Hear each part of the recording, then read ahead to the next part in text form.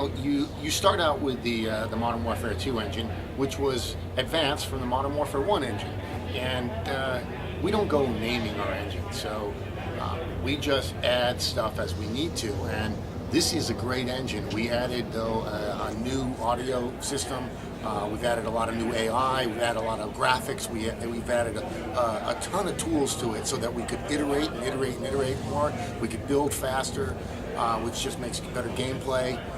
We've added so much to this game. I mean, if you see the levels right now, they're not only really big, but they're really tall because we have to build within these big cities. And if you compare Modern Warfare 2 to Modern Warfare 3, you will see that the graphics are really a lot better. And you'll see water shaders. You're going to see all kinds of new stuff in there. We just don't go out and talk about the engine as much or name it, but man, we did a lot of work. We don't expect it to be the end of it, but the story wraps up the last two games. So the story itself you'll at least feel like there's a conclusion, but I can't see ending Modern Warfare 4. We haven't designed anything, we haven't talked about it, nothing like that, because we're finishing this game completely focused on it. But I expect that you'll see more, but we'll probably have a different storyline.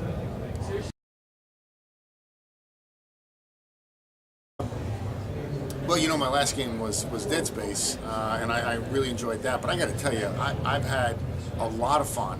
I've learned a lot making a first-person shooter in Modern Warfare, and the reason why I'm here at Activision and not at EA making Dead Space 2 or 3 or whatever is because I want to work on Call of Duty, and that's what I'd like to make now. I would like to change, I would like to go in another direction a bit, but I don't want to talk about that too much. But I'd still like to make a first-person shooter with the word Call of Duty over it and something else underneath. One of the things we did when we sat down to design Modern Warfare 3's multiplayer is we tried to come up with a way of expanding the play styles and expanding the sort of the fun factor for people who have different play styles. So we looked at Modern Warfare 2 and we found that the kill streak system was really based for those people who are looking to get high KDRs. They're for people who can get kill streaks, who can streak together various kills, and to get the rewards of the kill streak system. So that system was very focused on a very certain type of person. And we found that there were other players who were really good but had a sort of a different style of play, whether it was they were just very aggressive and they would run in and get a bunch of kills and then die and then run back in and get a bunch of kills and die, and that's for instance that's the way I like to play. But also people who want to play the objective. Like I love objective modes. I want to play Dom or headquarters. I love objective modes. I want to win the objective mode. I'm not really concerned with my personal KDR or if I've moved a hundredth of a point on my KDR. That's not my thing. So what we did is with the kill streak system is turn it to this point streak system. Now point streaks means it's not just kills that are moving your bars up. It's also flag captures. It's capture a dom point. It's take the headquarters. It's any of the objective modes can move your points. And also if you have Hardline Pro perk, assists then also add to your point streak. So you get an assist and your point streaks go up. And the rewards for point streaks have been tweaked as well, so that each of the three different strike packages sort of have a different feel for what you're winning, for what you're getting rewarded with. So an assault works. The assault strike package works basically just like it did in the previous game. That package does reset on death. It has kill streaks that are very geared around killing other guys. One of the things we've done is we try to make it more player-driven. So there's a lot more sort of player-driven kill streaks, and what that means is less AI-driven, less like I have a helicopter in the air or some vehicle in the air that's killing a bunch of people in some other part of the map. It's more about me driving a assault drone, or me shooting from the back of an Osprey, or me in a big juggernaut suit running around wrecking havoc. That's the assault kill streaks. Support is basically for multiple kinds of people. My style of being the more sort of aggressive run and gun. I love to run into wherever the fray is, and when I die, I sprint right back to wherever that melee, that fight was. Love the action. So support has kill streaks that are more geared towards your team. They're more geared towards helping your team be better, giving them some advantage. So for instance, it's things like the UAV, or counter UAV, or advanced UAV. It's things like the ballistic vest, where I throw down this bag of ballistic vests, and you can pick one up, and you have some extra health for a little bit. It's a recon drone, which can go around and sort of be like a sort of like a cool moving UAV, or even the recon juggernaut. So those kill streaks or those point streak rewards are more geared towards supporting the whole team.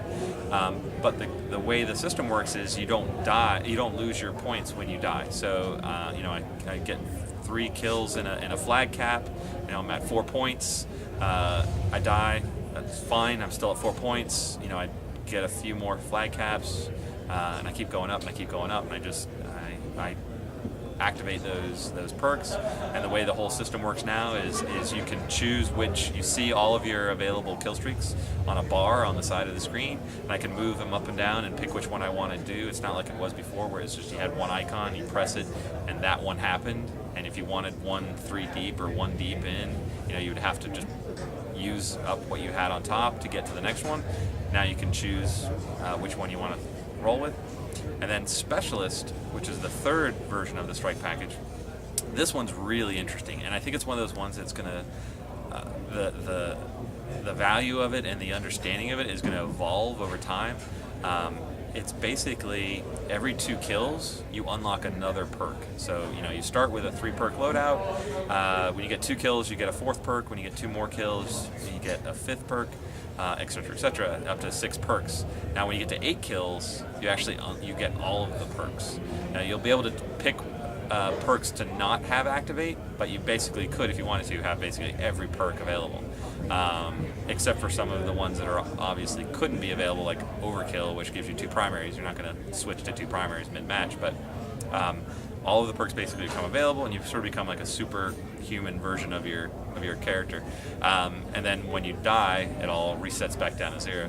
And it's always funny when I think about this, is when we were designing, I was thinking it's almost like Street Fighter, where you have the power bar that you raise and raise and raise and raise, and it keeps going and going and going, and you do your super move. Well, this is sort of similar in the sense that your character, you're getting points, whether it's kills, whether it's capping flags, you're getting better, and then you become the super version of yourself, and then when you die, you just reset back down. But it's really changed the way I think about perks, because I usually always run with Scavenger, but now I don't need Scavenger right away, because I'm not out of ammo right away. So I've put Scavenger in my Specialist pack, and I put something else there, and because I'm so used to always using Scavenger, I never even really looked at any of the other perks, and now I'm like actually paying attention to what some of the other perks do, and really changing up my play style. And it's been a really fascinating thing, but I think it's one of those things that's going to take a long time to sort of really master. So those are the 3 packages: Assault, Support, and Specialist.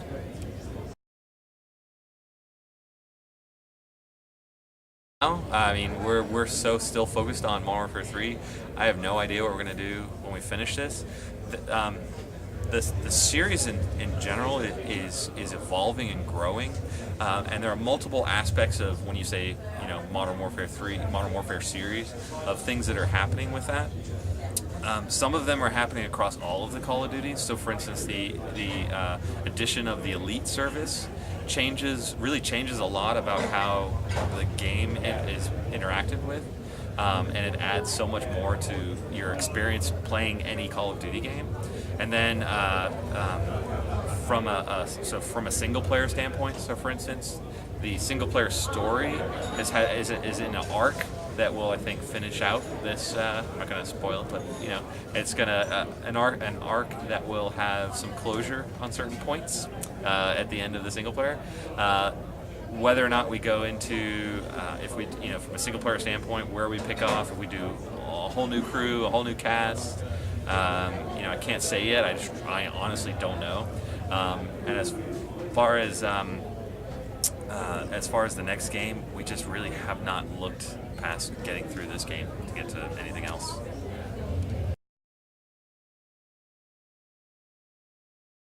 So in Modern Warfare 2, we had prestige rewards. We had when you prestige at certain levels, you unlock things like new creative class slots and such.